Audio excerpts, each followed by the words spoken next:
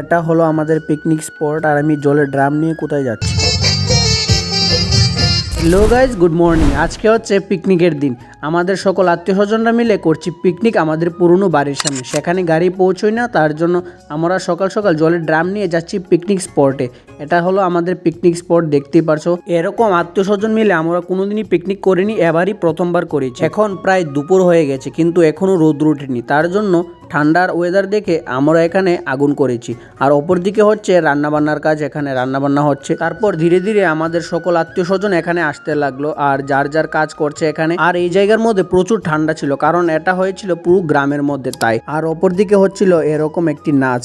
তো সবাই এখানে নাচ দেখছে এবং ধীরে ধীরে সবাই নাচতেও লাগলো। এই পিকনিকের আনন্দটাই হচ্ছে নাচ আর খাওয়া দাওয়া এবং সবাই মিলন।